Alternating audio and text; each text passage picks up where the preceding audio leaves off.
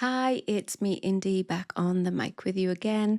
Just going to top up the conversation and muddy the waters a little bit more when it comes to the Charlie Kirk investigation. So last time I just kind of dropped the bombshell of that I believe that Charlie Kirk was killed by a drone. And to be honest, I am 100% on this. However, I am open to always having my mind change should you be able to kind of bring me some different evidence. I'm not here to talk about anybody else's theory.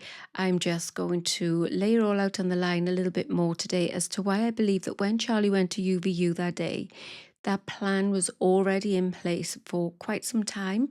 But not only this, he was never ever going to be going home. And actually, what we witnessed on that day was pretty mild to the message that they really truly wanted to send. And this is why. So let's caveat this with this is just my opinion, entertainment purposes, education, and all the rest of it. That is just a hypothetical thinking, outside the box. Let's say we're writing a story.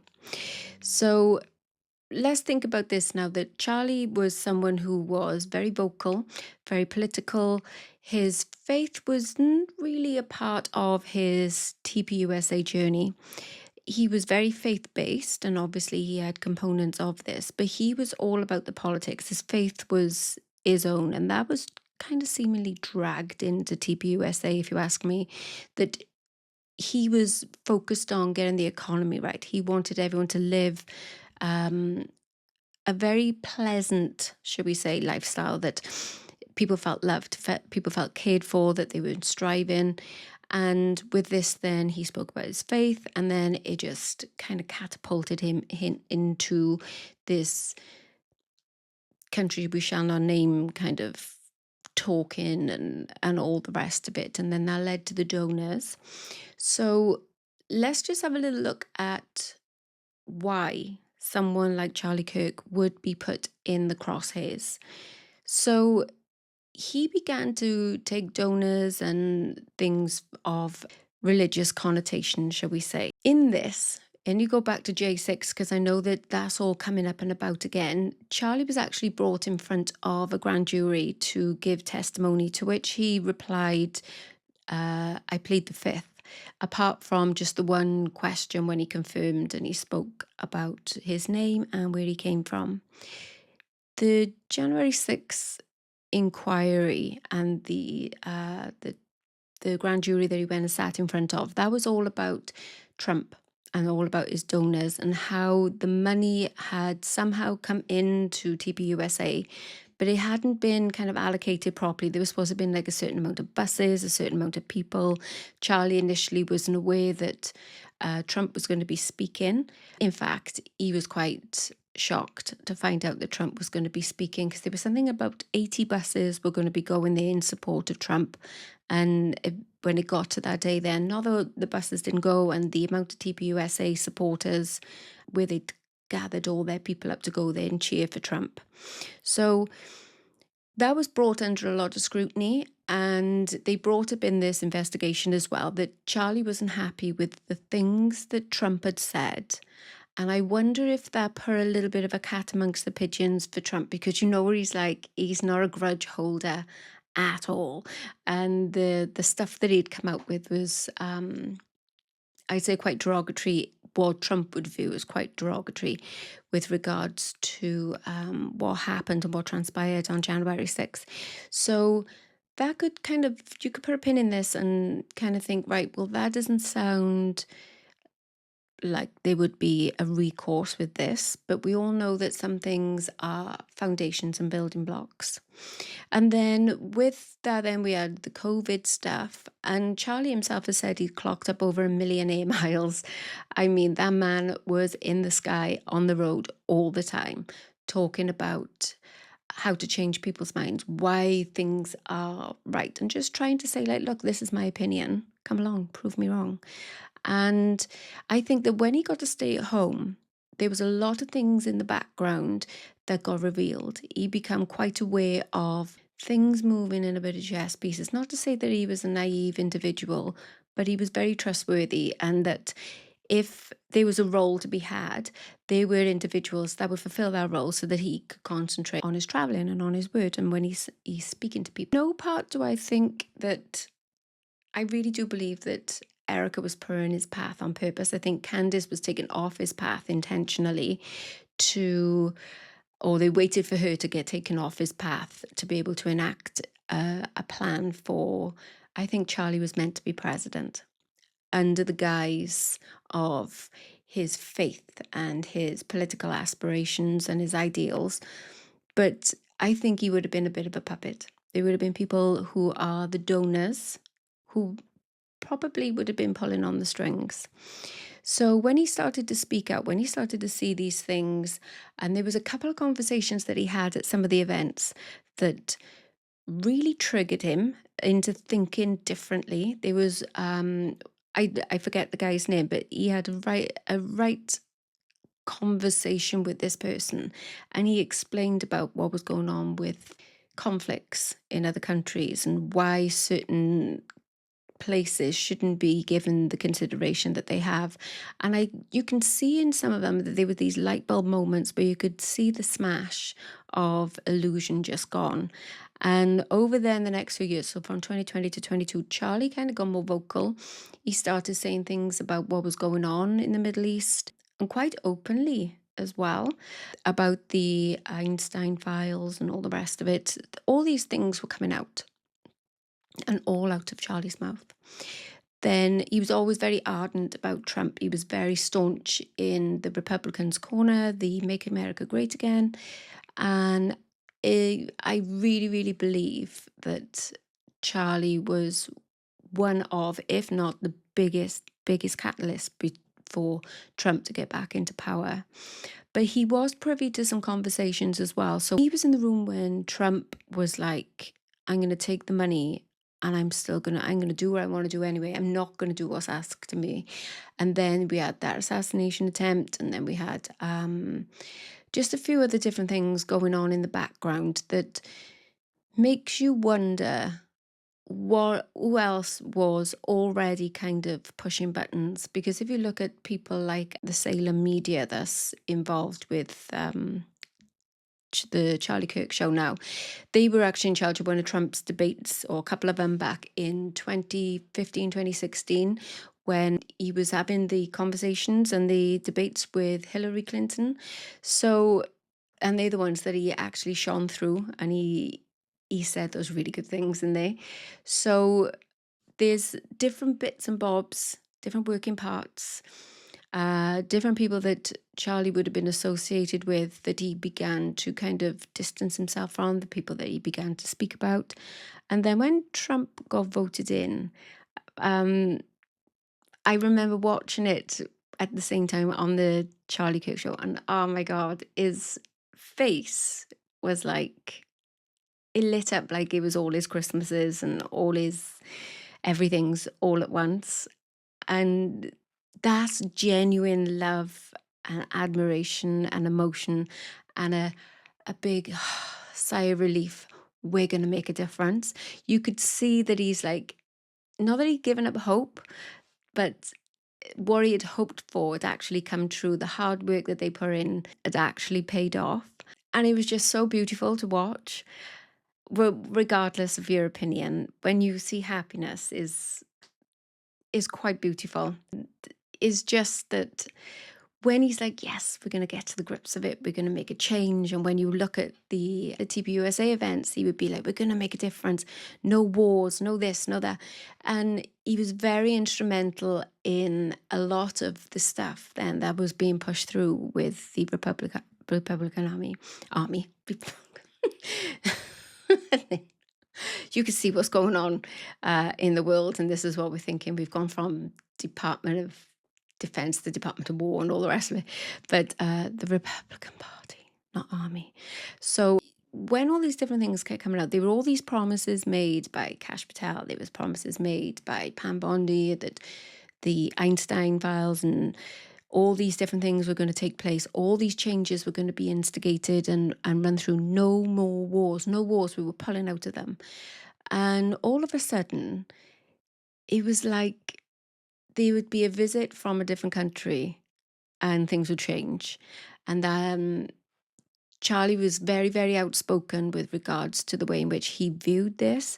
He was the one that was very strong catalyst in the prevention of the war in Iran initially, until he was removed from the planet. And then we've kind of got this Go Max thing with Tucker.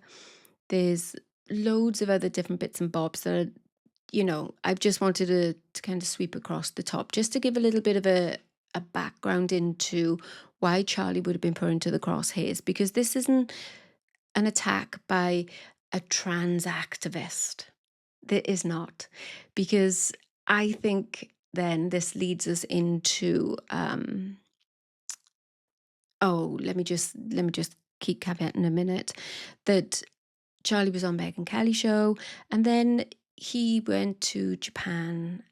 And I genuinely, honestly believe that when he went to Japan and when he went to Korea, he's been very vocal in the praise of the way in which that their countries are quite resolute in the way that they're like, no this, no that, and everything aligned with what the Republican Party had put forward as their manifestos, the things that they wanted to get the people's votes for.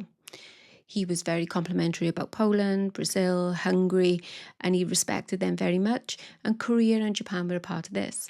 So when he went over there and he met with the leaders of the parties that shared exactly the same missions, when the people that had the same ideals, I think that terrified the balls out of the people in the MAGA party. I think it scared the people that are pulling the strings, because it felt as if that Charlie was bigger. They didn't realize it at the time. They know it now, but Charlie was bigger than what they wanted him to be. He was Charlie Kirk. Charlie Kirk show, TPUSA, that is not a branding. Without Charlie, they're nothing. And that is coming out now anyway. But I think they felt that because the things that they wanted to integrate into society, like we're seeing all this bullshit with cameras and all this AI nonsense, he would have been very vocal of being like, no, I don't think we'll have digital ID. And that would have fell in line with a lot of these other countries. They would have been falling in line with like the immigration, the DEI and all the rest of it. So I think that there would have been a movement of people that wasn't going to be swallowed up by the machine, by this global world order that we've just watched on the World Cup final trying to unfold. And I think that he, along with other leaders, were very much, I think they were going to start to touch base a little bit more and maybe create that movement of their own, where there was like independent sovereignty, proud of your country first, and having trade deals that flowed, that made sense, that you utilized the riches of your own country and then you traded it like a market. Like you, Jack and the Beanstalk. Take your cow, come back with some beans. And that's what it feels like right now. And I'm hoping that this will kind of help us, in some way, that what he's done and planted these magic beans is something that we're going to be able to take hold of and be able to nurture and nourish and grow, that we can build something bigger from it, that we can learn from the lessons once we start to see past the narratives, that the stuff that Charlie wanted to put in place, that would have been like the stuff that I could see. Maybe I'm wrong, I don't know, but the stuff that I could see coming about, that hopefully they can continue to keep moving through. And after Charlie got removed, the amount of love and being awake that started to kind of flow, I think that what Charlie's mission was, I think, is still terrifying the people that are trying to push us into this.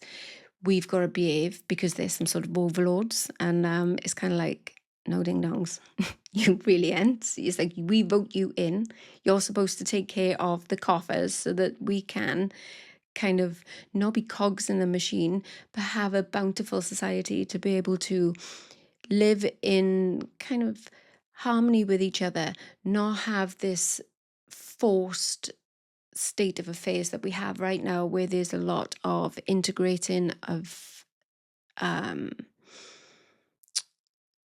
beliefs and wherewithals. You know what I mean? You know what I mean? No, I'm not getting into it right now. So I'm just going to kind of put it out there that what Charlie would have been working for and wanting, and what was originally put forward for the Republican Party, everything seems to be pushed in one direction, and we're pulling it back. We're taking it up. We're pulling it back in a more kind of global connection. So that would have put Charlie in some crosses, I think, to be honest. And trans activists back in January 2025, they attacked, I think the work was already being put in, that I think they kind of shut down one of the events because they went in and destroyed equipment or something. So I think from Charlie's point of view, I think that the groundwork was already being put in. So I believe that the UVU plan was kind of formulated and enacted around 2022, 2023. When you think that Brian Harpool created his business in and around that time as well, when he created this own security firm where he wasn't working with Schaefer anymore and he began Integrity, I think that was one of the original moves of putting this plan into place. There were connections then that Tyler was putting with Lance. Tyler was always going to be the patsy. Always. There may have been part B, C, and D, options, but he was always going to be the patsy. Just my opinion. No allegations, just this hypothetical story that, that we're just putting out there. And then so he was put in there. The trans thing was already being planted. I think back in 2023, people were very trans this and transphobic and all the rest of it. So that kind of plan was that would have garnered a little bit of pace. However, by the time we got to 2025, I think we were all I think everything had kind of evened off. I think. Maybe not. That's why they still use the narrative, but they'd already pitched it to the mission, so it was there. So you have the security and all the rest of it already moving through the rhythm, gentle things. And UVU, I believe, was chosen in no part because it's a very controlled space. So if you think about it like this, there's an objective by individuals that need Charlie to shush. So it would be this fail-safe of, if he's not going to be our president, that means that he's kind of flipped and we need to take him out, because if he's going to flip, then we need to be able to kind of stifle the voice that he has, but we need someone to be able to step in. Enter the widow. So the objective then is to put Charlie in the crosshairs. So they need something that was a controlled space, somewhere that they could control the narrative and somewhere that they could control the crowd, the people. So what could they do?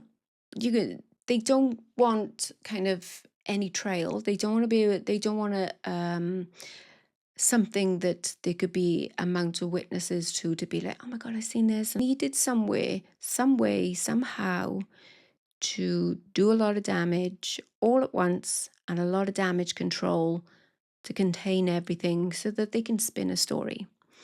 So the spinning the story side of things, enter Blake Neff.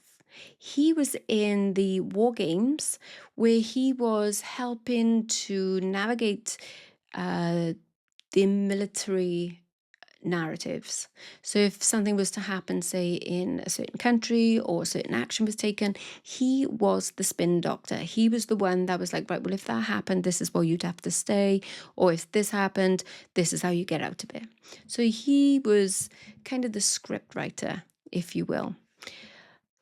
You got people around Charlie then that would be pushing him in one direction, pushing him in another, trying to kind of poison his mind against the people that would have given him the initial strength to be able to see through things or be able to kind of put things together a little bit more quickly. But they shut him out, they boxed him in, even to the point of Frank Turek when he did his freedom t-shirt bullshit. He was on there and he said about this guy from back in the 40s and 50s, and he was like, oh, one of the this guy had this doctrine where you wasn't to spend time one-on-one with any woman. This is what you should be putting into your life. You shouldn't be spending X, Y, and Z. You shouldn't be doing this.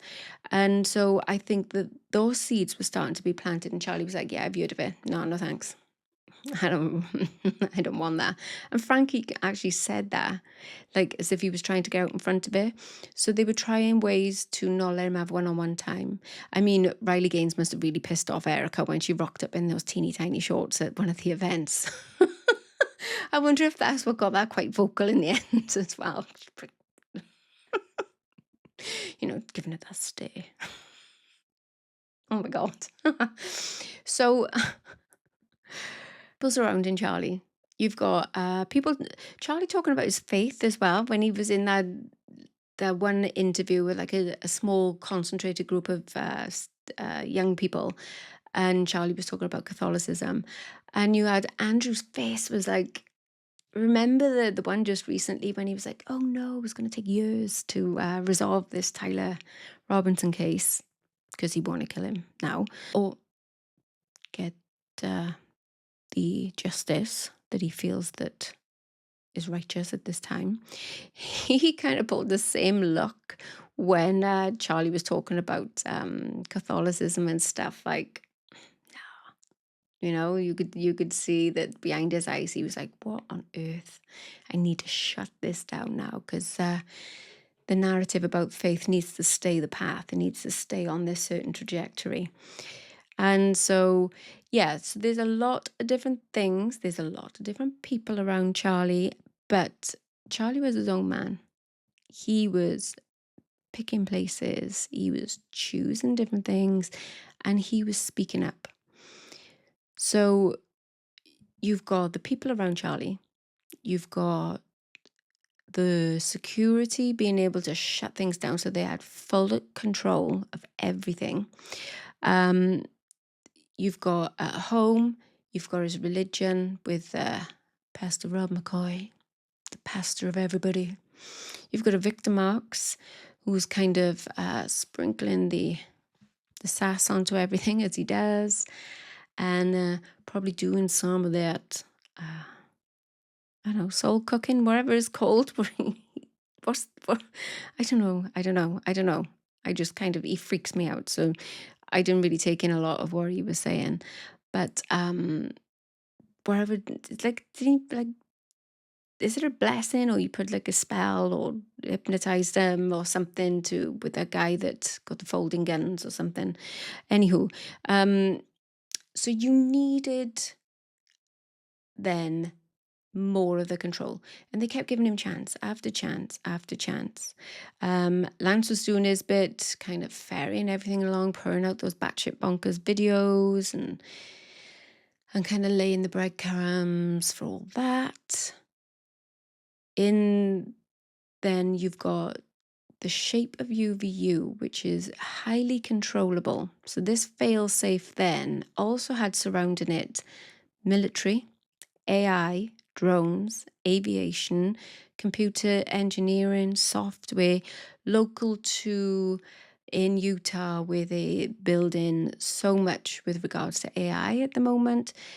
And they chose that Wednesday because the second Wednesday of every month that I come to learn that they have this AI tech kind of meeting and workshops. So if anybody from any companies would be flagged or would talk, and they did interview one guy as well on the streets, so you think, that they'd be able to kind of get ahead of it. They'd be like, oh yeah, no, I wasn't there for anything. I was there because UVU hold these things every every month, every 4 weeks, whatever, every second Wednesday.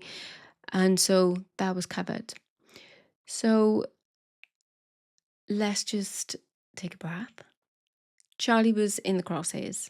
Everything that he was doing was kind of pissing off the puppet strings, pullers, the pullers of the puppet strings of the global order. There was lots of other different things as well that he was quite outspoken about. There was already this fail-safe in place because they needed the baton to be passed from one party to the next and so forth. So they kept giving him chances. I mean, he had that thing in August as well. But I think by about the July, I think they'd already decided that, yeah, one last chance and he's done. Brian Happel said in his interview that he'd put his guys through very intensive drone training. I believe that if someone was to check flight logs, if they were to check anything that they could, they would find that there was probably a lot of traveling going on to Indiana, to Fort Huachuca, and Ohio, I think the other one is, that they work with AI, they work with frequencies, they work with a lot of the autonomous flights of drones. So where he's saying that he had all his guys kind of FAA wavered and whatnot, what he actually meant to say was, we're ready for this. We can do hand gestures. We can work with ground control systems. We can work with satellite systems. We know about GPS. We know about GNSS. We know about LiDAR, Li-Fi and Wi-Fi and Bluetooth and all these different things that they could use to create a very, very stealth, covert, small, tiny, concentrated place with an invisible canopy of signal across the top of all the people in the amphitheatre, in the courtyard, that they could pull in a patsy to be able to enact this plan. So the plan needed to then follow suit of quite a specific range of people, quite a specific set order. And so recruitment meant that you needed very specialized people. And when I say military, I believe that this was an across the board exercise. That when you've got the bombardier aeroplane that switches on for so long and wherever, I honestly believe that the this is when it's going to start to come out. So this is going to be the extra information just now. The signal needed to be that it wouldn't get picked up on general kind of chitter chatter and radio waves by like general scanners and stuff. So they needed to make it in such a way that it would ping and bounce about. Even pinging and bouncing about, then that would still cause a little bit of issue. There's out in San Diego Bay, you got the ships, you've got the intelligence out there that work with the satellites. On the 10th of September, between 12 and 12:24, the satellite alignment across that western horizon was in such a perfect position for this to happen that the stuff that happened for Charlie needed to happen at those minutes during that very, very small window of opportunity. Otherwise, they would be kind of is too residential then. They couldn't have held the signal or worked with it being in a stealth mode. So with that then, rather than everything being concentrated in one place, this signal was relayed from the ships inland and I believe to Fort Huachuca.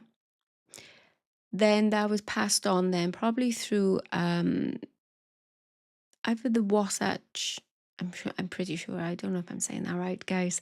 And this is why Timpanogos Hospital was chosen, because that is right at the base. That hospital is right at the base of the signals and where you can get emergency signals as well. So they've got all the towers and everything up the mountain just from there. So the signal would have been relayed in, it would have went to the airplane, and then I believe that that is what was used to create this hub. When Brian Harpo mentions this bubble, that is exactly what they made. They made something of a mesh network that surrounded the whole of that courtyard. To be able to do this, they needed to utilize the drone, obviously, for the crosshairs, but then they also needed something that would kind of keep this signal moving, which they utilize something called a swarm, which are a multitude of little drones moving around, and they pass data signals to each other all the way. Kind of, I've got this data, I'm going to pass it, and this then moves through a ground control system and also an kind of like is a mobile satellite, which is, and I haven't seen anybody else with this video, and is it's not easily accessible, because if you was to first watch, you'd think this is just some dude running away. But I took one video with, there was someone running, and then when you look in the background, when you watch it, you can actually see that on the pathway they've got this satellite. But I'm getting ahead of myself. Okay, so they've got the tech. So I don't want to go too much into it today in this one video. I'm going to go into it and show you the devices in another video. But just to say that the tech is there, that they utilize in the Marines, they utilize in just a variety of military forces there, that they're getting this signal in, but you don't know that it's going in there. Now, there's been much speculation on the tin that's in Rick Cutler's back pocket has been prefaced as nothing else but a palm pistol. That's all it is. There is never anything else. However, what that is, and if you was to you can't search anybody.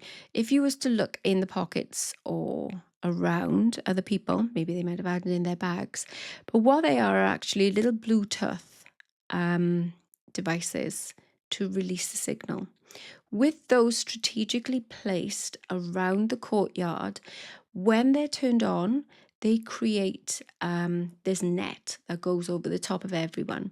This creates this blanket, this independent source of data network. This is moved through the drone swarm, which sends the data out to the satellite, which is along one of the pathways up, just going down from the LOCI center. So when these drones are moving around, they're collating the geometric space. They are where people are. They are looking at who is doing what, where, when. And they send this then all the way back. So it goes through the Bluetooth and it goes back to the satellite. And then this is fed through. There is a mothership as well, but we'll get into that another time as well. But just to give like the bare kind of crux of it. So you've got this data network, you've got the outside tech, you've got the relay of the tech, and you've got the hardware. So the software needs to be run. Now they've gone for a hybrid setup for this. So normally you'd have something called a ground control system, which they transport around in, it looks like a big briefcase, but these things can be like super duper tiny as well. They can be so compact that you wouldn't even know. And everybody who's ever watched the Life is Driving video, you've all seen this. You've all seen this ground control system, and you've seen the people that have worked it. You have probably seen the people on multiple occasions, or persons. You've definitely seen the persons on multiple occasions, but you just don't know. You haven't noticed it. And when you go back through and you pick it up, you're going to kind of think, what on earth? Okay. So the ground control system is up on the Sorensen balcony. Is kind of just over halfway set up by one of the pillars. Now, when you're looking at the Life is Driving video, the start of it, take your time. Take those minutes before he starts walking off, and you will have the shock of your life. The setup for the LiDAR, which is the ground control light system, which can be used to create a boundary, is already being used. There are already people creating conversations using the flashing of the lights. Have a look. Right at the very beginning, you'll see it from the Sorensen balcony across to the Hall of Flags. Have a look in the reflection as well then of the windows, and you will see people responding. And then we carry on. I'm going to get back into this another time. Don't worry, the next video is going to be about all this a little bit deeper. So when you walk along the Sorensen, then keep a look. You'll see a guy with like a tan colour hat. Let me just take a drink a sec. With a tan coloured hat on his head, and on his head, he's got a pair of AR glasses. Now, these AR glasses are what they use to see with the drone, be the drone, that they can see telematics and stuff in real time. So they're on his hat, poised ready, and then there's a guy with him then in a purple stripy shirt with sunglasses on. More about him again as well. I know who that is. And they are actually, he's showing him some of the hand gestures already. When the Life is Driving goes all the way through to the other part of the balcony, and then when he makes his way across, you can actually see someone, it looks like someone's actually fussing with doing the turning and everything to put a drone together. Have a little look. These things, I am going to put these out there. Don't worry, I'm not just saying them and just thinking like, it's okay, you'll believe me. No, these things are there. And then when he comes all the way back, oh no, I should say that as he's walking off the Sorensen balcony and beginning to go on to the upper part, a drone actually flies across, and you see a drone in the window as well. So I've put those up previously. So then when he's coming back down and then going back across the Sorensen, you can actually see the ground control station being constructed. The platform is there, and the one guy is placing another part of the equipment on top of the platform. So it's on top of one of the concrete, the bit with the pillar. So that bit is just it's just in for there. So when you keep walking, then just have a little look at that whole first 10 minutes anyway, a little bit longer. Yeah, about 10 minutes until the gun sound is played, because you can see who's signaling to who's kind of like being like, don't do this, there's a load of stuff. I'm going to do a sit down watch along anyway.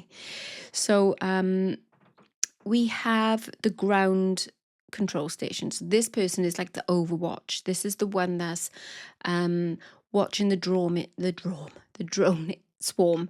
And there we are. There's a little bit of marketing from it's a drone swarm. So you've got this overwatch, someone that's kind of in control, but just along the other path. Then you've got the mobile satellite that doesn't kind of perch yourself up until everything is kind of underway, so it doesn't kind of get rumbled. Because the video that Candace has put out, where the guy's like, there's somebody on the roof, and that couldn't have been just before that gun sound was played, because I don't even know if it's on the same day, because by the big green metal, I think it's like an energy box for maybe electricity or wherever, they are there. This guy, after Charlie's been removed, has his wife on the phone, and he's running immediately after Charlie has just got shot. So he actually films these people inadvertently does this because his arm's coming up and going back, and you can see other people behind him running as well. So if that person was actually there saying, oh my goodness, somebody's crawled on the roof, where did they go? Where did they go with this big ass satellite, which is quite, it's not light, it's about 50, 60 centimeters with a big, thick, rugged rubber protective surround. It's got the MOLLE thing for the body. All that's there. So where did it go? Where did it come from? Because they couldn't have got there that quick, because it would have had to have been set up there for signal and all the rest of it for everything to go ahead. So there's that bit. So they've got the satellite, they've got the drones. They don't need permission when they're in UVU to be able to fly the drones because they're a self-contained, self-permissioned airspace. So they wouldn't have to get any permission. They wouldn't have to do a NOTAM to airports or nothing. They're fine. They don't have to put anything of the such up. So you have your crosshairs, you have your weapon, you have your tech. So then, and you have your patsy. So how does this connect? Let's have a little chat about how they would utilize this drone to not make any noise, to be very invisible. We think of drones as being consumer-grade noisy buggers kind of zizzing around the sky. These things in the videos that I've recently put up before are not made for you and I to be able to see them. There are things like metamaterials that are like polymer compounds that can be shaped with like blurry geometric patterns on them, if you will. They've come up with some amazing, yet terrifying sprays and paint on things that actually those kind of things reduce the noise, the frequency that the drones emit anyway. But I believe that these drones would have been using like toroidal blades, which they're donut shaped, and they move in such a way that the air that is kind of pushed up, the turbulent air, is actually pushed back by the drone that it comes after. So it works in such a way that's what is called the tip vortices, that noise that you can hear. It takes that away. It reduces it down to like a hum. Put this with a very strategically kind of created structure. So you can have the 3D printed ones, you can have ones that already exist. The materials are very, very light as well. It would have had an infrared camera on there via a gimbal, which would have been able to have been communicated with, to be set to a specific frequency to be able to receive the data from the swarm that has already gone out. And it kind of would have been set in such a way as well. So it would have been something called autonomous, which means that you would have put instructions into it and then you would have kind of let it do its own thing to a point. It needed to be a hybrid setup because it needs to have that human in the loop setup, which I spoke about last time, which means that to be able to take a human life, there has to be a human thumbs up right at the end. You can set a drone all the way up to that very, very end point, but you cannot pre-program or get that machine to make the decision. It has to be via a human being. So you have these drones then with the technology in these materials that blend into the wall. They also work with different frequencies as well. So even though we've got defense systems there for drones, which they use then to notice if any other drones are there, there are actually ways in which drones can use those techniques to actually become stealth, to become invisible to the naked eye. The reason why these drones have been picked up on a phone is because they've been caught in between frames and then they make a picture. So where our eyes are constantly trying to work with light and process it, cameras then are doing it bit by bit rather than it being like this continual thing. So this is why we're being able to see these, why they've been picked up. So the sound is set in the speakers to a specific frequency which works with and doesn't interfere with the drones. The tech is set up then in such a way that you've got one of the security guards has got, during the initial setup, he's got a band around his hand, which I believe is to control drones. There's also another guy then at the back of the amphitheater on the very top level that's wearing a fingerless glove, which then they use those as well to work to control the drones. And as I said, you've got the Overwatch then up upon the Sorensen balcony, and they too they will work with the drone as well. They've got the AR glasses, and if you look around the crowd as well, there's a number of individuals that have these glasses on as well. There's a few of them that cover their faces. There's some that got up the side kind of covers with it as well. You'll notice some of them as well, they'll have bone conductor headphones, so they'll be onto the outside of the ear so they can still listen to the crowd, and then they'll still be able to receive the messages that come through from the drone or from the Overwatch or from anybody that needs to kind of make any changes. So that leads us into YUVU as well, and that time of year. So September is synonymous with giant bugs that fly around the place. So perfect for releasing a drone swarm. Literal bug-looking drones that you got, oh my word, the ones that are out there and the bird ones as well, they are like wicked good. That they move, they mimic, they fly, they just, oh my God, I've watched so many of them that is scary. It is really terrifying that they have these things out there that they've even got a little tiny drone now that I've just watched that goes around like mangling up moths and butterflies, that it'll chew them up. And it's like, I don't like that bit of it.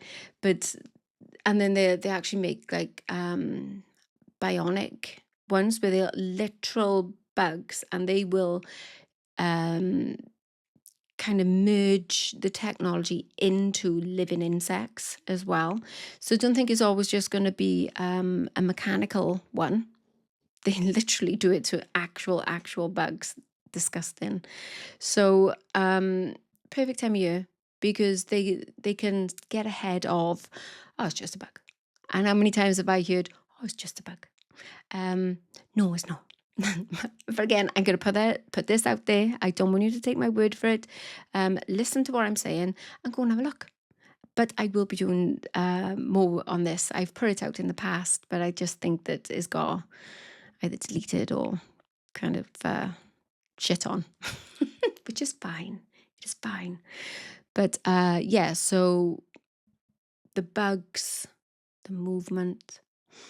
Then we have the people. There, if you look at all the early pictures up to and about 1145, there's only ever around about 400 or so persons. Each person is kind of placed very neatly along those lines of the levels, which looks very kind of simple to the ordinary mind and eyes.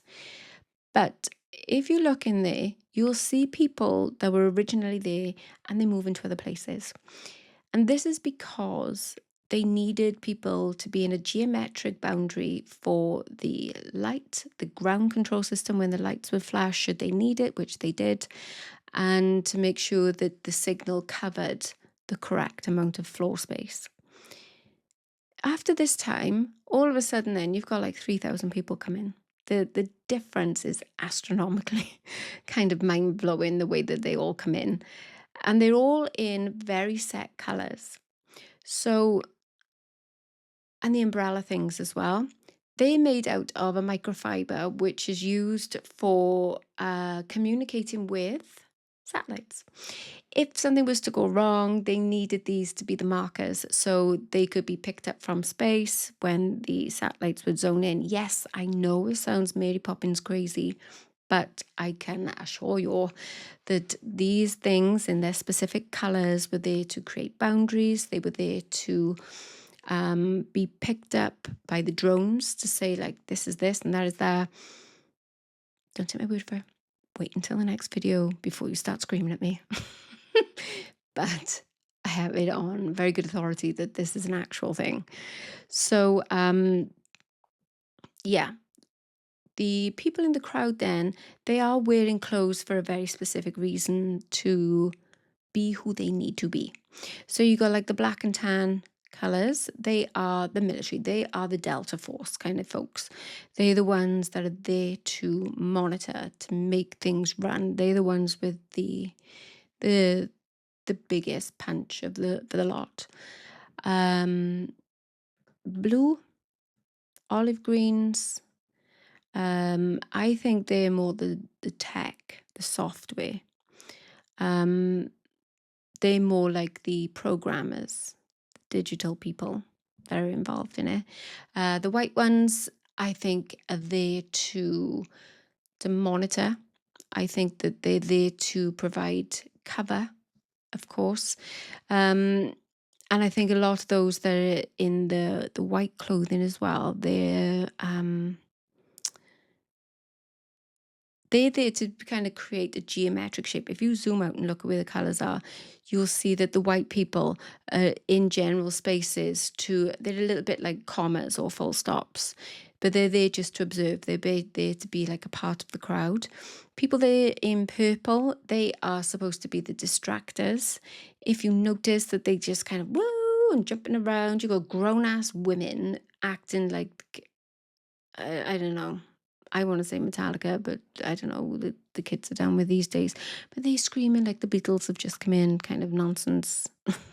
Not the Beatles. But yeah, you get the idea. It's like, what? What is she doing? It's Charlie Kirk. I mean, I know he's like pretty cool, but you're a grown-ass woman. Calm down.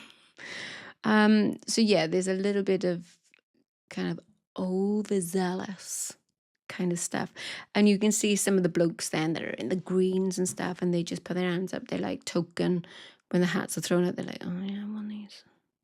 No, you don't fucking want it. They didn't want it at all. But cover. I mean, this has been videoed. So yeah. So that's all the colors. All the colors were there for a reason. I don't want to go too much into it now, of course. So last thing I'll touch on is for this setup is the actual ammunition. So this, I think, was made from tungsten, which is a very heavy but very lethal material. And when I say heavy, I mean like as thin as a pencil lead. You can make something that would blow through a wall. And I think that if you have a little look at the external events that happened afterwards, there may be a little bit of a connection there. And I think what this was done, this was created into something called a flechette, which is an arrow. It's been used throughout many conflicts. They're considered to be one of the most highly dangerous, more dangerous than a bullet, especially for the size and the force that it can be shot at. You'd think that you'd hear the explosive energy of the projectile being released. Nay. They would have used cold gas. They would have used a pneumatic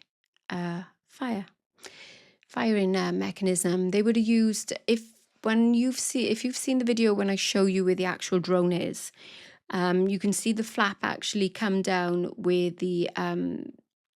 where it is actually loading the darts into the channel from which then where they're fired. These are then fired in two. These are fired in tandem. One is to go in to create the entry. The other one is to go in just to fuck it all up. The other one just goes in and just like smash. And that's why that was made. And again, I'm going to go into this a little bit more. So please don't say like, oh, blah, blah, blah, blah, blah. Please be patient. This isn't about that today. This is just explaining what is there. These things are all there. This isn't making this up. All these things, the drone, the loading of it, the positioning, everything is there. All this technology that I've spoken about, it is all there. The ground control system is there upon the Saracen. There's probably other stuff around. I do believe I'd probably have to speak to someone else, but when you look at the helicopter footage, you can see there's a lot of lorries on there with like the big box things on the back. I think perhaps there was even a main ground control center. There was an even bigger one that came onto campus after everything had transpired. So, and that was with military people. Now, I don't know if this is actual, but I'm not sure whether one of the men that was in the there's like a tank army vehicle. I don't know if the person that gets out and goes into the big truck that looks like one that they would have for their kind of comms, that I'm not sure if that's not even Dan Flood, but that's something that I need to kind of, I'll put it online and everyone can look at it. That's just something that's kind of been pinned with regards to like all these different things that I've been looking into. So we have this bubble. You've got the security, you've got there's no outside police. They haven't approached the police outside in Orem to use their drones, because if they was to use their drones, they have to issue warrants immediately, because if something were to happen and they needed to use the footage, they need to be able to have that warrant to be able to video people anyway. So that would have left a paper trail. In the crowd also, I believe Lance is there. I've put a video out previously. I will be putting another video out. Not only does it look like him, walk like him, if he walks like a duck, talks like a duck, this individual actually, he doesn't kind of talk to one of the people that I believe is kind of running the drone side of things. But there's this, I don't know, I'll show it, I'll put it up. But anyway, there's a connection there between it all. And I think he's wearing Tyler's jeans. He's actually wearing he's actually wearing the Converse shoes as well, this individual that I believe is Lance. So there's all these different things going on. Okay. We have the bubble. We have the ground control. We have the satellite comms. We have the protection from the outside world in. We have a crowd full of individuals that either think they've been invited along, which I think there's people in the crowd that are previous event attendees, i.e. like Henry Dell. But also there's individuals there as well, like, oh my gosh, his name, Gernot Honor, Robbie Hild. I haven't seen Shayna Broderick, but who's to say who was in the camera room? Because it's supposed to have been watched. And yet a camera system that is on a loop that deletes every so many minutes, they managed to keep it and they followed in real time. That's what I think anyway. Anywho, so we have all this bubble.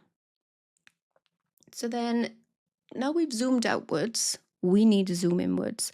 To make this work, you're going to need everybody on board. And if you've seen any of the early footage, I believe that everybody that is there on that side of the barrier all knows what's going to happen that day. Or if they don't know what's going to happen that day, they're all playing a part. If they're not kind of aware, but I think they are. Again, hypothetical, no allegations. This is just, if I was to take everything that I see, and I'm making it up, everything that I see in the video and say it out loud. Yeah. So it's just my opinion on what is actually there.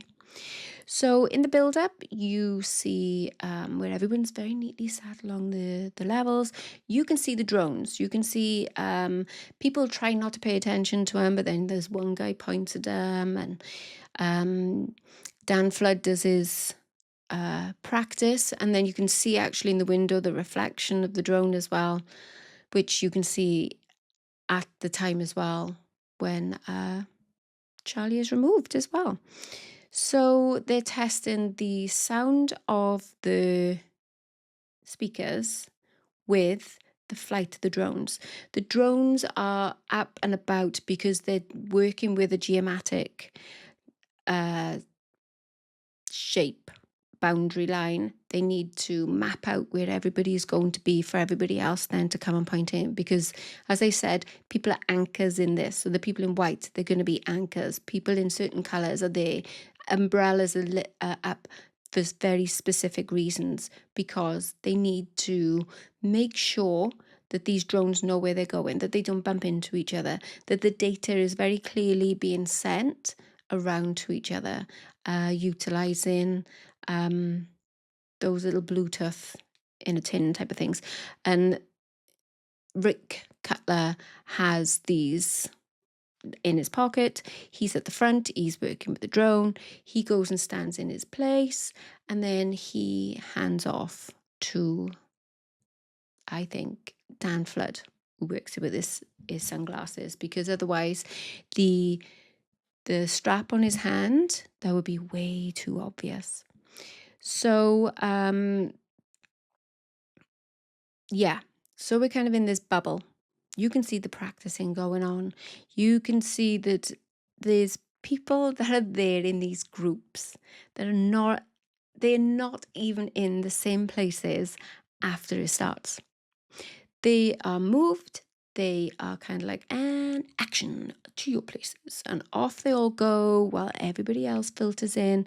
And they've been sent to those areas for a very specific reason, either for like the software tech area, or you got the military. They're just there. Now, I think everybody that's there, that's a part of it, has got to buy in. They have to do something that can be recorded for them to be complicit and to have mutually assured destruction, which I'll go into again. So just in case you're thinking, well, so-and-so couldn't have been involved, so-and-so couldn't have been involved. Well, I believe there's certain things that these individuals do that put them smack bang in the middle. And notwithstanding Frank and his phone screen as well, I'm going to put pictures up. I'm going to do a sit-down walkthrough with it as well, where I'm going to show you where, when things go wrong, the screen is actually very layered. And there's only one time really when you get some really strong to the front footage, and that's when the drone is about to fire. So we've got this bubble, we've got the people in the audience, we've got the weapon, we have the ammunition. Now we need to make sure that we don't get caught. So enter as Tyler Robinson, but not Tyler Robinson, if that makes sense. So with that in mind, this is going to sound really, really bizarre. What we saw on that day wasn't what was supposed to happen. The message that was being sent that day was meant to be scarring for life for every single person that's seen it. Now, what we've seen was horrific. It was heartbreaking. It's like, I never want to see anything like that again. But what it did, it woke everybody up. Now, what it was supposed to do was to scare the shit out of everybody. But it failed because of Charlie. And I'll tell you why.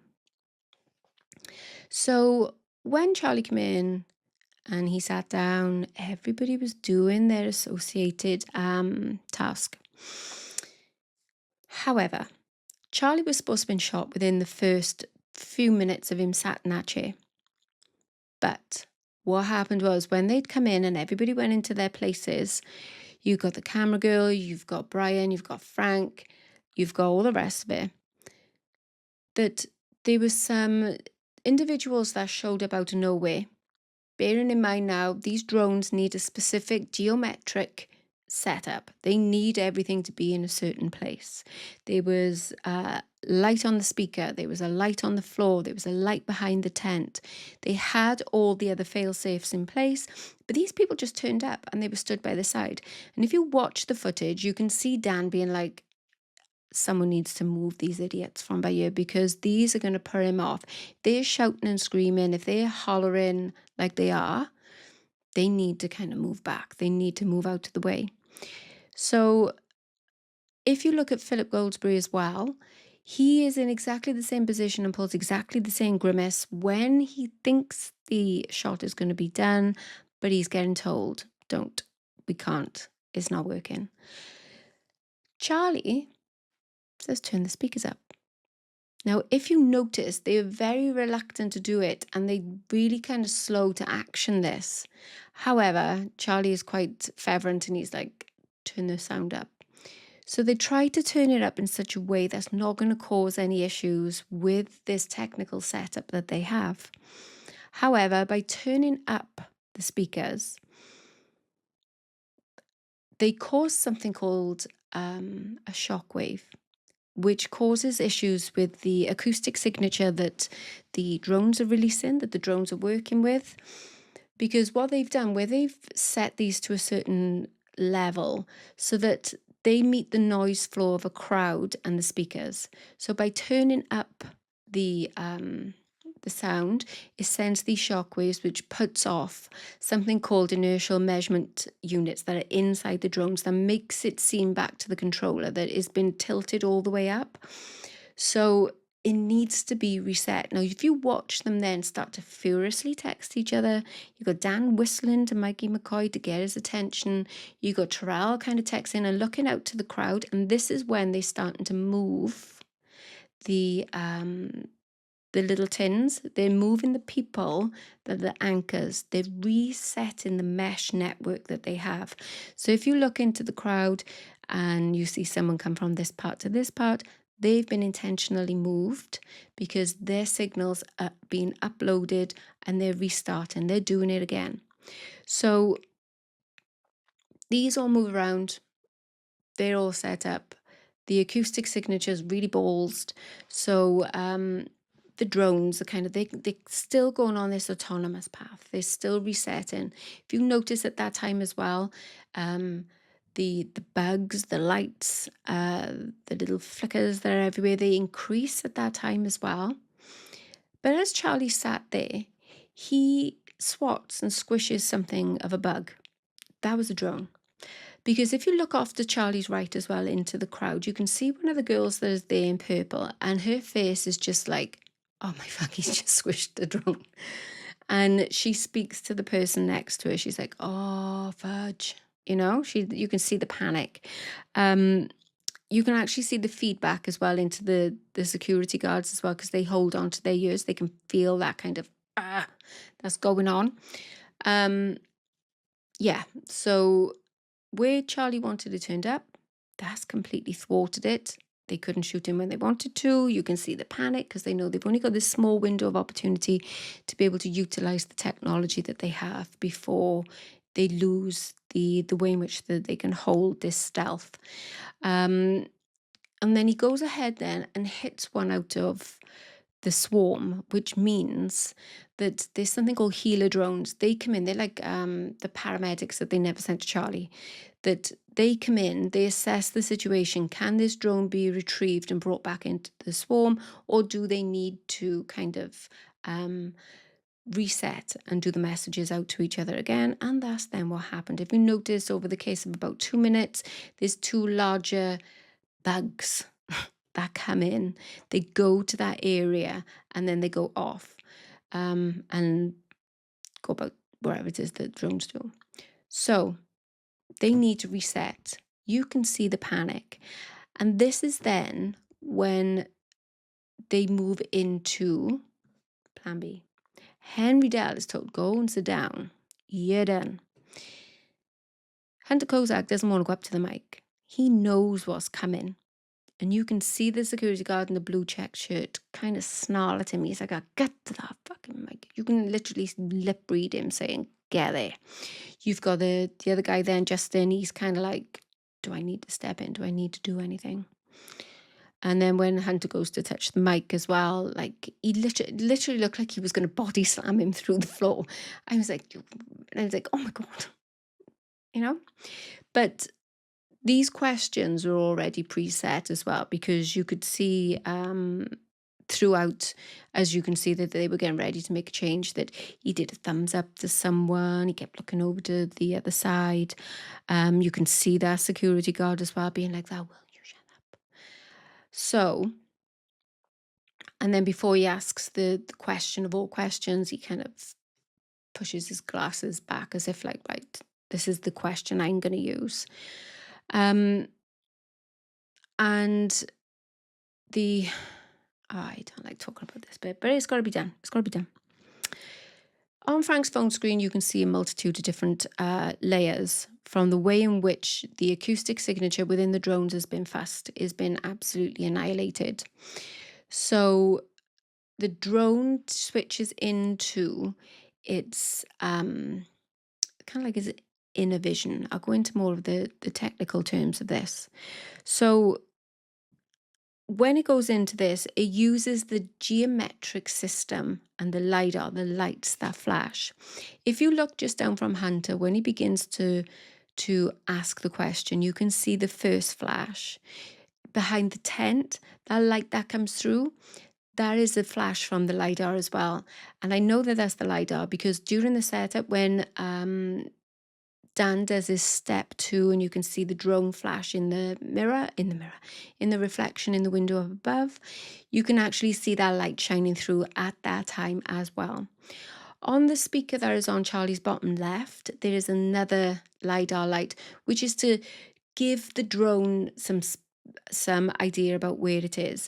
And what happens with this is that it uses this data to be able to triangulate where it should be and how we should fire. On Frank's phone, that is the only time the footage is particularly of any clarity. I've always thought that the movie bit like this was a police officer. Is not, is Hunter's shadow. Because he's doing all this, because he's doing all the movements, because the drone swarm is still coming in. You can see the one come up loiter as if to say, right, this is where you need to be, and then it shoots off. That shadow is actually Hunter, and that's one of the only times that you get kind of a firm view of something that the drone was using to triangulate where it needs to be. So because it had to turn off the acoustic signature movement, because it had to utilize more battery, more energy to get to that point. When you watch it go through the motions of gearing up, you can see the lights around the camera, around the hood of the infrared module on the front. You can actually see the chute come down. You can see it load in the projectiles. And then it disappears for a second. And that's because it takes all the energy from all the other components and it goes into this one specific task of release the projectile. But there wasn't enough power to be able to create what a 30-06 would have done to Charlie. Now, if they'd been able to shoot at Charlie at the very right time, he would have been like every person that's ever shot one of those guns or something like it. Every description, every demonstration that you've ever seen, they wanted you to see that of Charlie. They wanted you to watch Charlie Kirk get obliterated. This is why a 30-06 was chosen, because they could get away with it. Should Charlie have not intervened? Should Charlie have not asked for the speakers to be turned up? Should Charlie have not swatted that drone and knocked the hive mind out of control for a little bit? The destruction of this message was meant to still be felt today. Now, I know that we all still feel that feeling of what it is that we saw. But the reason why we didn't get to see anything worse is because Charlie asked for things to be turned up. And he had a hand in, or divine intervention into what should have been something that no person should ever have to see, least alone tuning in to watch someone just talk about why the world should be a better place. Not saying he was right with some of his things, but he didn't deserve that. Nobody does. And this is why the patsy on the roof, why I believe that it wasn't Tyler Robinson, but he was going to be told, Lance Twiggs was going to say he was on the roof. It was always going to be Tyler. He had the 30-06. No doubt in his chats that he spoke about it. You know, that they said that in the preliminary court case that he would speak about the fishing and the hunting with his parents. So of course he's going to be perfect to be placed with Lance Twiggs. I don't even think Lance went to university, did he? How were they roommates? So, that's there. But you can see from the look on everybody's face as well, when that goes into Charlie, that they kind of like, that smile. Because they're like, oh, shit. They knew, they had their AR glasses on. They knew that shot was going to happen. But when they saw the blood, when they saw all of that gore, that wasn't what the objective was. The end was the same. But how they wanted it to appear didn't happen. And that's why everyone was so shocked. That's why they didn't put CPR into him. That's why they didn't pack it with anything, is because they didn't take anything, because they expected him to be absolutely destroyed in front of everybody. You can't tell me that the level of panic, the why they picked him up and took him to the car, was because they were professionally doing it. They were in a panic because even though it was mission completed, it was mission fucked. And excuse my French, but the reason why they needed to get him up, they needed to get into the car, it had nothing to do to get him to a hospital. They needed to not get shot at, because that drone, because they had the AR glasses on, they knew that drone was offline completely. The screaming, the shouting, the feedback from the microphone. Remember, Terrell went up to him as well and said, no, you need to put your microphone by here. And that's because of the feedback, because that feedback would also throw off the drone even more so, which means they would have had to reset the grid or the mesh, the network. I know that fabulous researcher of Charlotte, of Charlie's Angels, she put a video up of one of the guys actually dressed in black, went up to Rick Cutler, and it makes sense now that he was kind of like, get it done, because we're nearly out of time. We've only got this window of opportunity, and you people are dicking about. Get it done. If you look at Chrissy as well, she actually calls people in, and you can see them traveling up towards the Hall of Flags and underneath where Charlie was behind Charlie. And they're all there because they're like, what do we do? How do we resolve this? You can see the feedback going through the security guards' headphones as well, through their little earpieces. You got Butch Hibbs then. If again, like I said about the flashing and the signalling, he's got a torch. He's signalling to people as well. Have a little look at that. I've put that up previously too. He's signalling to someone over on the left-hand side. You got that Snyder. I think that's his name. I call him Dusty out of Stranger Things. He always comes over to the left just when you know it's all about to take place. And you know that they were supposed to have been a hit when you've got the camera girl, Brian and Frank, all in that sweet little place of, it's go time. Disgusting. And then you can see it's like, oh, right, I better move back out. And they did this as well in the setup of the event as well. This isn't just like something that happened when Charlie got there. They practiced this shit before he even got there. So when it's just about go time, that's why the one TPUSA woman in the dark blue t-shirt and jeans, she comes thundering behind the tent and pushes the UVU media girl because she's like, that, move it, because she knows that is kind of like now or never. And you can see that as soon as she kind of like whips her out the way, because you got Dusty, you got Trell, you've got is it Trell? Yeah, Terrell Thompson. Philip Goldsberry, you've got the other cameraman, you've got the camera girl, you've got the security. Everybody is motionless. You've even got the people that are, they've got like the cameras and everything. Just as that the drone is about to shoot, they all turn around. It's as if like everybody zones in on that go time. And Charlie is hit way before any gun sound is played. That is Philip Goldtree's buy-in to this entire mess, this entire, this disgusting plan, that he needed to play that gun sound.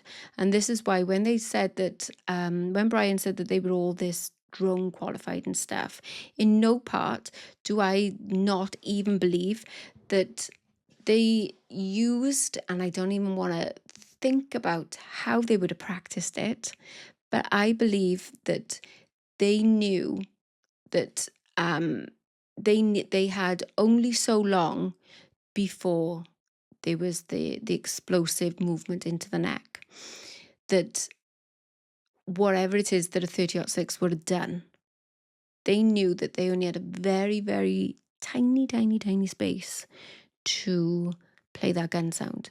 They knew that if they shot in the tandem flechette, they had about a count of whatever before everything kind of moved through. So, okay, I hope you're still with me at this point. When they move in tandem, the first one goes in and then the second. These little flechettes, they're only so big. Those fragments of them bullets are rubbish. They're not from him. In fact, I wouldn't put it past him to have pushed it in when he was on the floor. But as I said, hypothetical, this is a story. I'm just like making this up. So when they go in, just as he says, counting or not counting gang violence, you hear the stay down, stay there, wherever that is. That is the AI automated. I've gone through this. This is them when someone got to give the human kind of angle. So moving on to with Charlie, when those things go in and he says counting or not counting gang violence, as he begins to put the microphone down, that's when they hit and he's already gone. You can see his left eye closed before his right. You can see the physiological reactions when his mouth tightens up and he begins to turn his chin down into the right-hand side. And this is because, and this is how they would be able to time this, when those flechettes go in, which is supposed to make it go boom, they would have had so long for it to go through and for it to have created this 30-06. With that in mind, when these have gone in, they knew how long it would take for it to go in and come out the back. But instead, it's gone down inside the body. And if you watch the footage, there is a slight out. There's a slight mistime of the movement of Charlie and the sound of the gun. It doesn't line up to when there would have been a hit and there would have been the explosive blood coming out, as if like he'd been hit and kind of bled straight away. So they knew they had a certain amount of time for them to go in to be able to get out the back of his body and then press the boom. But instead, the flechettes stayed inside the body. They severed the C2, which is why he was already gone. Even though his arms were coming down towards his legs, that was intention. That was just the body going through the motions. I'll go into it in a different video. But as they're going down, his legs and his arms, he's paralyzed. He's already gone. You can see his mouth is tightening, his chin is going down. And then his neck just expands all the way up. The back of his head. So where it's gone down and has created absolute carnage, all that internal damage has to come out somewhere. And that's when you get that hydrostatic pressure. That's when you get the pressure that comes up and it pushes his back out through the entryway. The reason why there was so much is because there's tissue, muscle fiber, and bone. But then the fluid that would have been created from this, the hormones that would have been released to either work with a healing process or whether then as the body realized that it was fatal, all that fluid would have went down into his hands, his arm, predominantly the left-hand side. And that's why his ring come off, I believe, because it doesn't leave in the original amount of kind of blood and fluid. Everything is coming out with that pressure, which is why you get that big gush at the beginning. Sorry to be so graphic. And then, oh my God, the physics. When these flechettes hit your body absorbs 100% of that kinetic energy. That shock wave, which should have went through and created a different type of damage, has now stayed within the physical body, which causes temporary cavitation with the expansion, with the pressure, but also permanent cavitation, which is kind of like if you drilled into a wall, all that dust have got to come out somehow, and you're still left with the depth in which you've kind of gone in, and that's the same as what's happened here. It's gone in, created those permanent cavitations, so all that internal damage then comes up and out. Just a brief touch on this. So when Charlie's hands come in, there is part of the posturing of the physiological reactions as well, and you can see that everybody is in shock, but it's not a shock that he's been hit. It's a shock of like, shit, that wasn't supposed to happen. But yeah, so I've been talking for a little while. That's why I know Charlie Kirk wasn't going home that day. We finally got to this bit, my friends. I'm sweating conkers.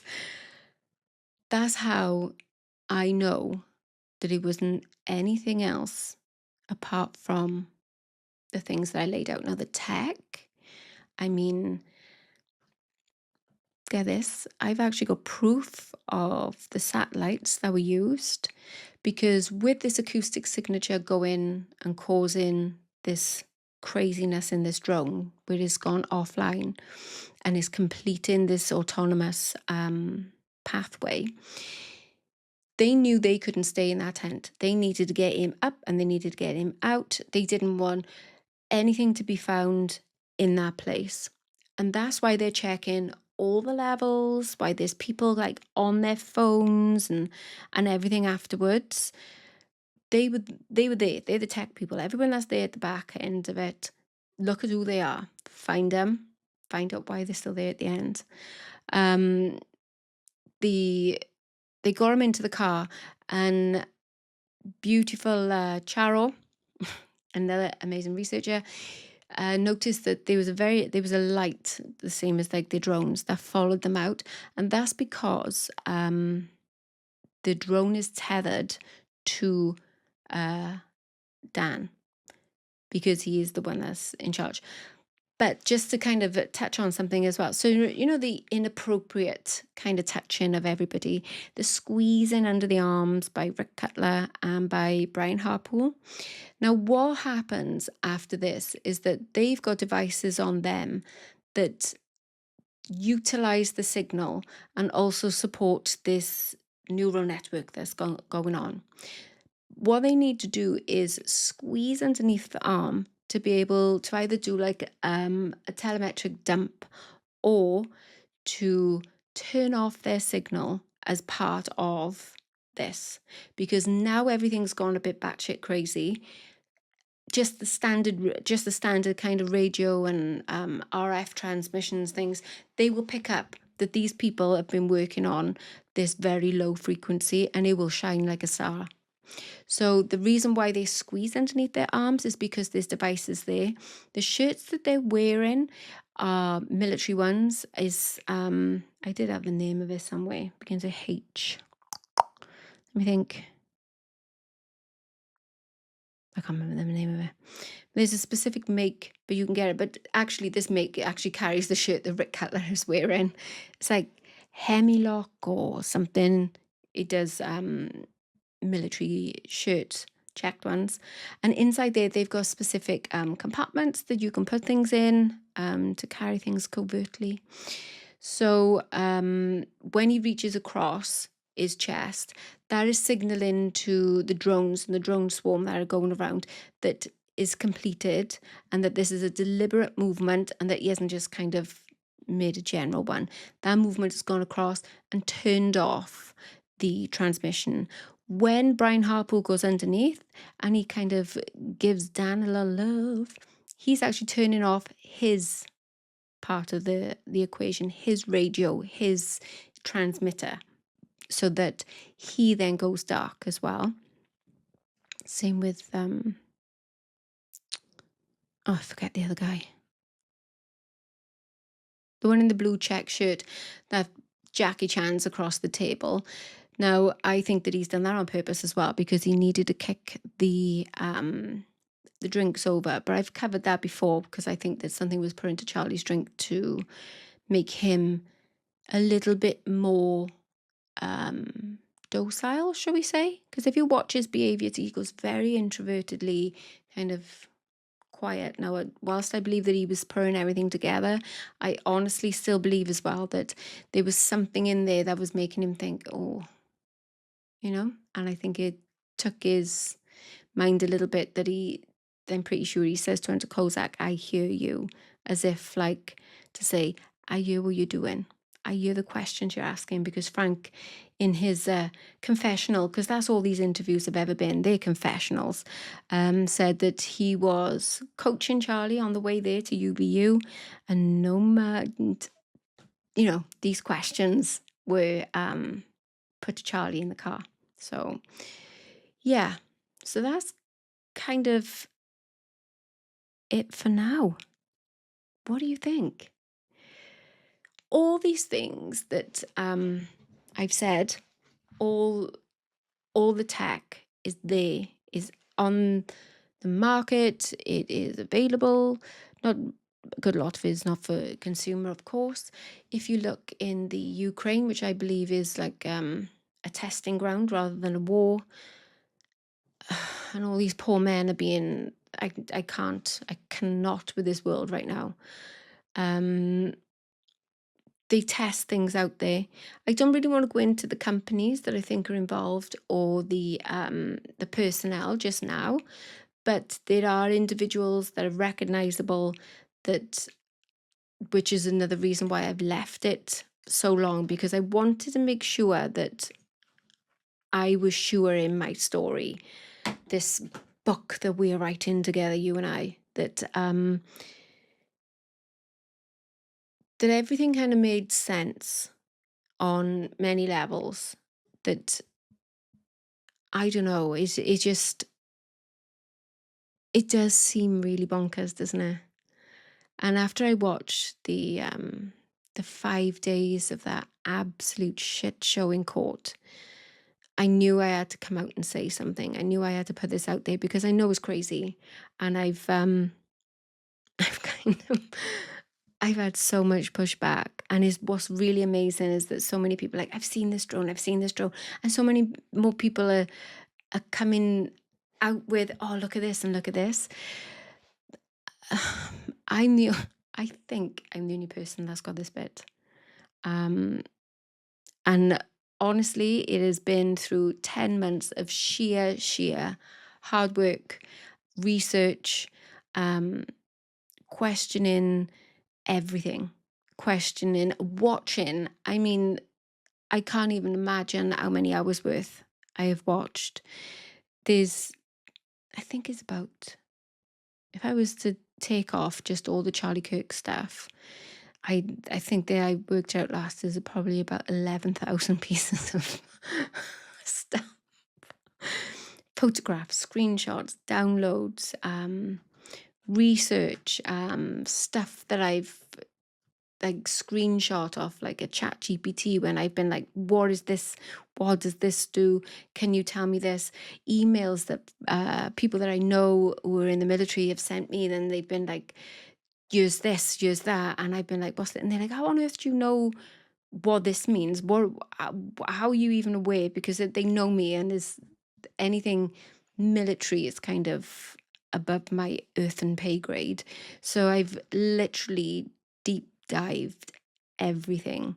That's not to say that some of it is still a work in progress, because it is, but I wanted to be sure of my my blueprint, then, shall we say, the skeleton of the mission, the bones of it. And I hope that I make sense, because this is just like off the bat where it is. So just to recap, my friends, if you've stayed with me, we see before us a mission that needed to be able to be put onto somebody else without that somebody else even being involved. They needed buy-ins from certain individuals that would be a part of it. So you'd have a mutually assured destruction agreements where people would do stuff on videos. All interviews were confessionals, everything. Pick it apart, print out those transcripts, read every single word and check it out. And then wherever the people, the things that they do, this is exactly what I've done. Everything that they say, check it out. Even down to the passage that Charlie had sent from Peter, about Peter in the Bible to Frank, that it was about something he mentioned, and it was Roman something or other, and people actually stopped Peter going into the marketplace where he would have got killed.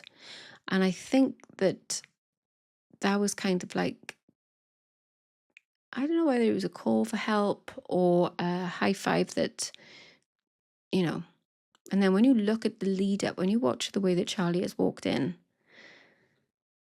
it's a very fitting little Bible verse, shall we say.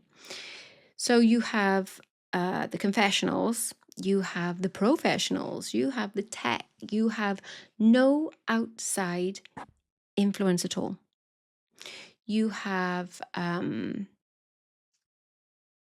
the Huachuca stuff. You have the people, the tech, the connections. You have everything. Even with UVU as well, there's connections to certain factions and groups that should be properly queried, even down to like the CCTV footage. Who knew whom in the camera room? Did anybody else get the names of the people in the camera room, in the CCTV or the digital room? who else was in there? Who got the video? Even the boys that were on the balcony talking to the guy with the camera, I honestly believe that they knew what was going to happen. Watch them. I've put this out before. There are way too many things that those boys do that make them look highly fucking suspicious. Sorry for my French again. My next thing and what I'm focusing on just now are who are all the people that run to the tent. We need to find out who those people are. Who are the people that congregate, and then who are the people that go over to the left-hand side. There is one guy in particular in a blue top, a blue shirt, that the bloke with the backpack that's on the tummy is kind of like protecting. And he kind of comes out of the bushes, rah, literally rah. He shouts at everybody. There are two TPUSA members of staff that I believe knew what was going on, that they are the very two members that are there when the guy comes out in the blue shirt. I will post them as well. Yeah. I'll go into the rest of it again, but this is the plan. They had the place. They had the tech. They had their patsy, because they needed something to look like something without the patsy even knowing that they were in trouble. I don't believe Lance Twiggs took any medication at all. You hear how deep that boy's voice was. Oh my God, it was deeper than the Grand Canyon. It was just like, whoa, yes. I was like, I thought he was transitioning. I don't get it. So I think that was all a ruse. They had their patsy. They had their signal. They had their satellites. They had everything they needed in place. They had the actors. They had the timing. They had everything and everybody on board. And then divine intervention and Charlie happened. And it was never going to be allowed to go down as they wanted it to. Because I don't think that there's a higher power than all these people that think that they're in control. And I think that higher power is kind of like giving them a little tap on the shoulder, which they continue to ignore. So I wouldn't be surprised if there's not some sort of recourse. So everybody just be patient with that. I just think that there's a higher power that's got an even bigger plan that made us aware of the stuff that was going on against Charlie that day. And I hope this makes sense. I know it comes across as very pie in the sky. I'm pretty much aware that I'm probably the only person that's put this together. But that's purely for the love of the world. My love of not wanting all this stuff that they're bringing in. I don't want to be recorded every day. I don't want people to be like following everybody in cars and that you've got to pretend money that they can turn off. And there's this innate thing that's going on out there. And one of my episodes that's going to be put out this week as well is going to be about how this has actually been played out from time immemorial, that how we're being sold the negative connotations of this is actually exactly how they want us to see it. We're being psyoped in a psyop then, shall we say. And this shit's going to blow your mind as well. I'm pretty sure I've covered everything. I think so. If you have any questions, pop it in the comments. Please don't be nagging me about I'm going to get people be like, you full of shit, you crazy. It's like, okay, fine. Listen to what I say. Write it down if you want to. And then go and look at the footage and just have a look. Just look at the footage. That's all I can say. If you don't want to take my word for it, before he who is without sin or he is without theory, don't cast the first stone. Go and look at the footage, at the things that I've said, and see if they align. Because I have worked this upside down, back to front, and inside out. The chain, the necklace of all things with the cross as well, that's physics as well, and that is in my wheelhouse. The science of everything, that is my game. That's my jam. That's me. And so when everything is being said that is an explosive, it is an explosive nature, but we wasn't supposed to see it an internal explosion. That explosion was supposed to happen straight through Charlie, and we were supposed to have seen what the demonstrations out there have actually been like.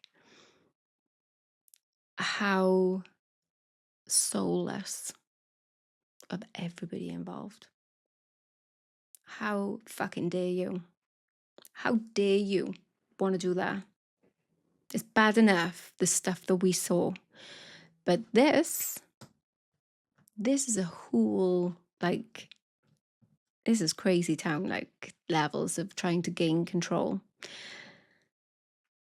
But instead, you've woken up and connected people. Like, you can try to take away the internet, but I think what you'll find is that when you start to do that, people will start to gather in places again, and they will revolt in really big ways. So, and we can see that all over the world already. So they can, I don't know, like brave out now. You cannot take my freedom. You cannot take my internet.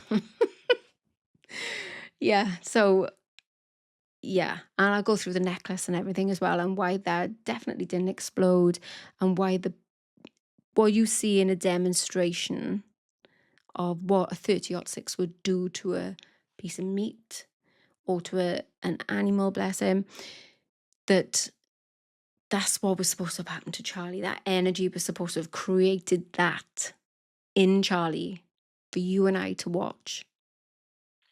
Let that sink in. What we saw was horrific.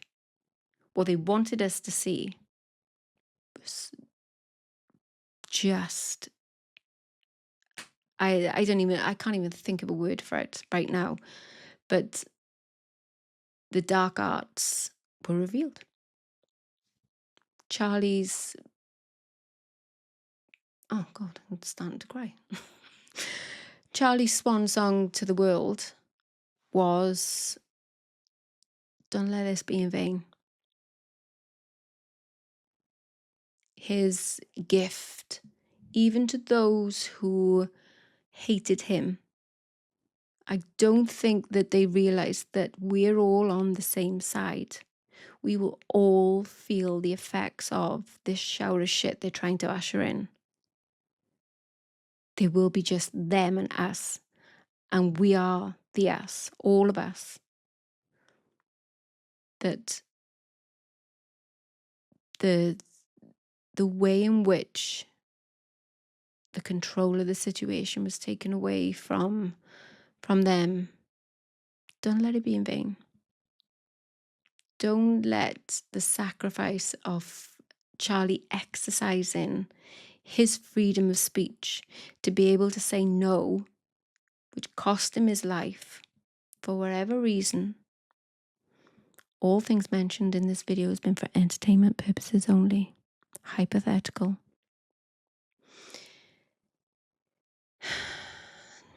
Don't let this get brushed away. This cannot be another JFK. Please, before you say no to everything that I've said, just humor humanity and just look at any footage that you can of it. Look at it with an open mind. Look for the signals. I will be putting the videos up about the tech. Research the tech. Put in what it is that you're looking for. A mobile satellite. Look for ground control systems. Please don't dismiss this. Take it, run with it, find it, and name it. And let this just be kind of where we can kind of make a difference, save a person, and save us all. Thank you so much for listening. It's been nearly a couple of hours. Girl can talk. Thank you so much, my friends, if you've made it this far.